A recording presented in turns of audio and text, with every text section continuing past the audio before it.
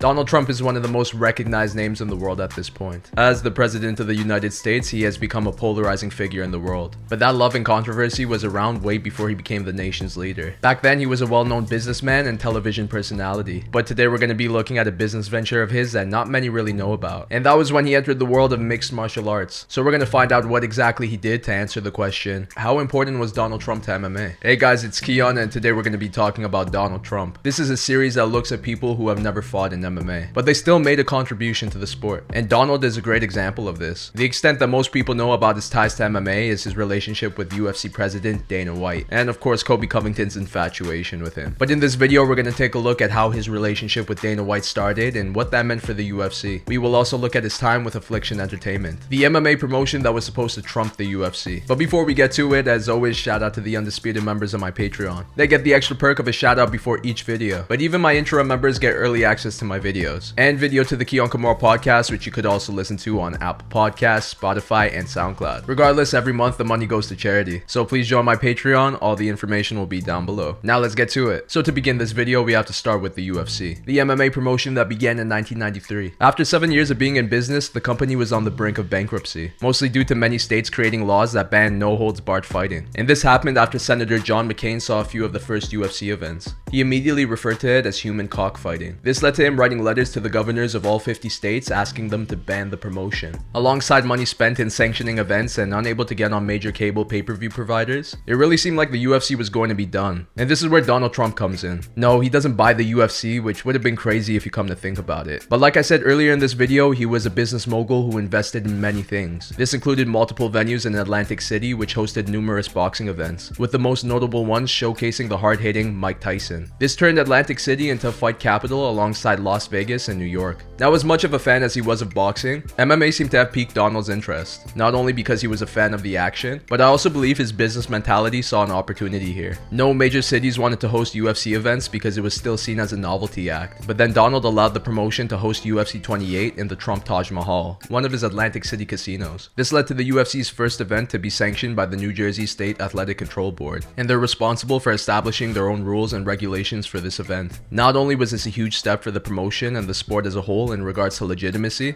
but it also made other states and cable pay-per-view providers open to hosting and showing events now. And even though the UFC got sold to the Fertittas and Dana White, Donald continued to hold UFC events in the Trump Taj Mahal for UFC 30 and UFC 31. He also helped UFC 32 in being held at the Continental Airlines Arena, which was a huge venue for the promotion at the time. And luckily for the UFC, these events held at the Trump Taj Mahal did very well on an entertainment aspect. Dana White even called UFC 31 one of the best fight cards ever. All of this was huge for the promotion and has made Dana White forever loyal to Donald. And with very good reason, because he believed in the UFC and its potential when no one else did. Regardless, that was the last we saw of Donald in MMA, as he had other business to attend to, which of course included The Apprentice. And Tito Ortiz was on the 7th season of the celebrity version in 2007. So I'll count that as Donald's contribution to MMA, because that show was huge back in the day. I remember watching it regularly with my family, but whenever an MMA fighter appeared on a reality show at this time, it was a big deal. Then in 2008, Donald became a significant stakeholder in Affliction Entertainment, which was an MMA promotion created by Affliction Clothing, who were also longtime sponsors to some UFC fighters. Of course, those relationships ended once they became competition, but Dana White wasn't afraid of Affliction, as he believed they weren't going to succeed, mostly because they had no experience in regards to putting on fight events. So he made the prediction that they would blow through their money before they get anything going. But what the promotion did have going for them was a roster of some of the best heavyweights in the world, and that included former Pride heavyweight champion Fedor Emelianenko. On paper, this was bad for the UFC because their heavyweight division was not as good at this time, and Fedor was not only considered as the greatest heavyweight, but one of the sport's pound-for-pound best. He was the headliner for the promotion's first event called Affliction Banned, which went down on July 19, 2008 in Anaheim, California. His opponent was former UFC heavyweight champion Tim Sylvia, who had requested to leave the promotion prior to fighting in this event, and I can't blame him because Affliction paid him $800,000 to show, which is a lot of money even in today's standards, because back then the top stars were making $100,000 to $200,000 per fight. So to see Tim Sylvia making $800K and then Fedor himself getting paid $300K, this was wild. And what's even crazier is that the fight lasted only 36 seconds, as Fedor dropped him with a barrage of punches before finishing him via rear naked choke. Other notable names on this card included former UFC heavyweight champions Andrei Arlovski and Josh Barnett. Andre got paid $750,000 for his win against Ben Rothwell, and it was a fun back and forth fight for 2 rounds before Andre finished Ben early in the third with punches, and Josh received $300 200k for his victory against Pedro Hizo. And that also was a very good fight that was competitive before Josh connected with vicious hands in the second. It was so stacked that Vitor Belfort was on the prelims, and he still made 140k for his win that night. But honestly, that knockout deserved at least 200k. The total fighter payroll for this event was a little over $3.3 million.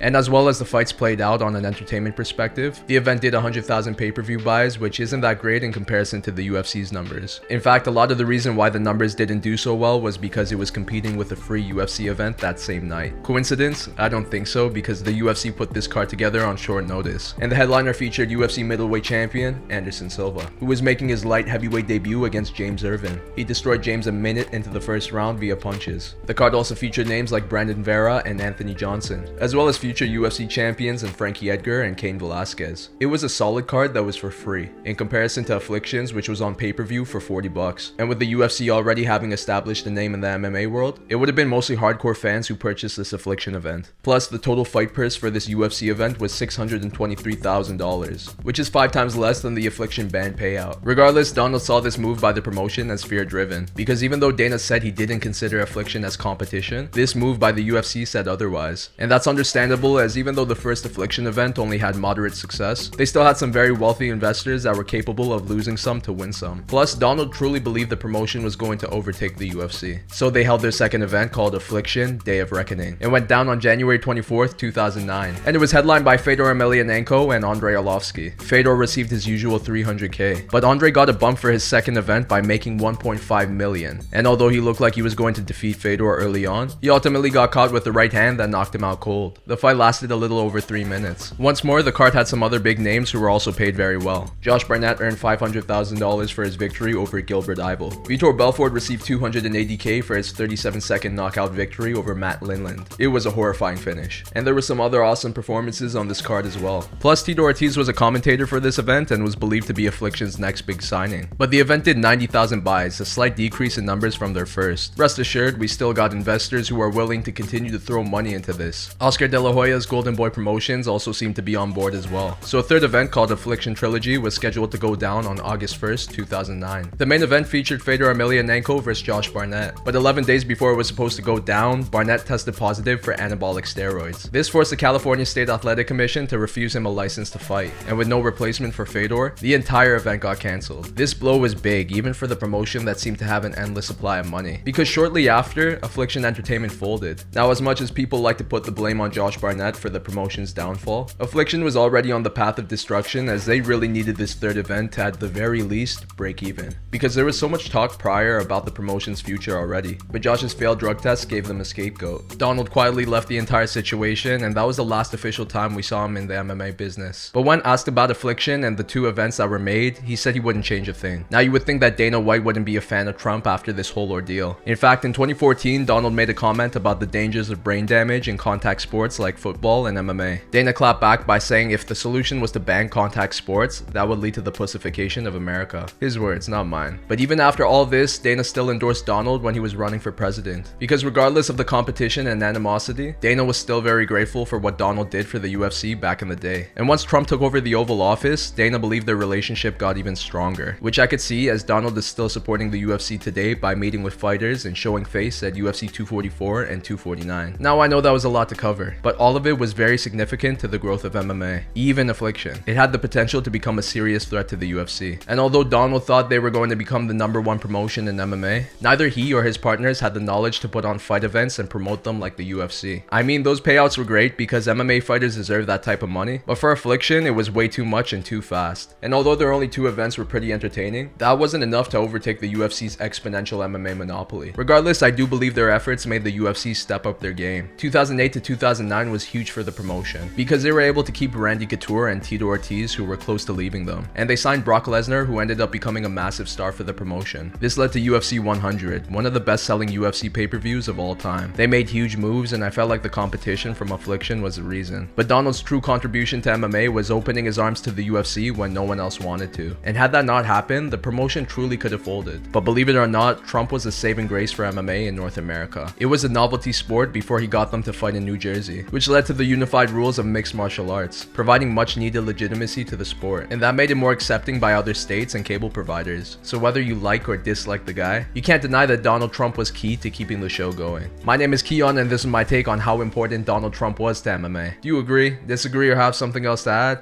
Please put in the comments down below, because I love to read it. If you like this video, please give it a thumbs up and subscribe to my channel for more content like this. But that's a lot for now, so I'll see you on my next one.